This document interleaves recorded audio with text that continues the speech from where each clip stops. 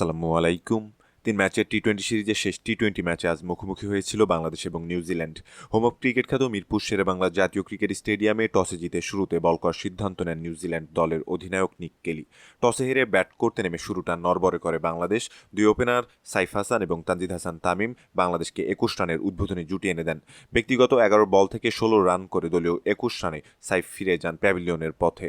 ১৪ রানের ব্যবধানে বাংলাদেশ হারায় দ্বিতীয় উইকেট। তানজিদ হাসান তামিম আউট হন ব্যক্তিগত ৬ রান করে। এরপর রানের খাতা খোলার আগে প্যাভিলিয়নের পথ ধরে বাংলাদেশের চাপটা বাড়ান পারভেজ হোসাইন ইমন ফিরে যাওয়ার পর লিটন কুমার দাস এবং তাওহিদ হৃদয়ের ব্যাটে ভরসা করছিল বাংলাদেশ। তবে ব্যক্তিগত ২৬ রান করে লিটন কুমার দাস আউট হন দলীয় ৬৩ রানে। লিটন ফিরে যাওয়ার পর উইকেটে এসে শামীম হোসেন বাংলাদেশের স্কোরটাকে বড় করতে পারেনি। ৮ বল থেকে ব্যক্তিগত ৩ রান করে আউট হন তিনি। এরপর একে একে ফিরে যান তাওহিদ হৃদয়, মাহিদি হাসান। তাওহিদ হৃদয়ের ব্যাট থেকে সর্বোচ্চ ৩৩ রান আসে বাংলাদেশের পক্ষে।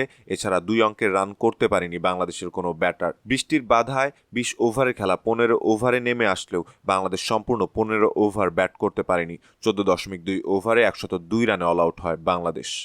১০৩ রানের জবাবে ব্যাট করতে নেমে ২০ বল ও ৬ উইকেট হাতে রেখেই জয় নিশ্চিত করে নিউজিল্যান্ড। নিউজিল্যান্ডের পক্ষে ব্যাট হাতে সর্বোচ্চ ৩১ বল থেকে ৬২ রান করেন বেভন জ্যাকবস। এছাড়া ১৫ বল থেকে ১৫ রান করে অপরাজিত থাকেন ডিন ফক্সক্রফট। তবে নিউজিল্যান্ডকে শুরুতে বল হাতে চাপে ফেলে দিয়েছিল শরীফুল ইসলাম।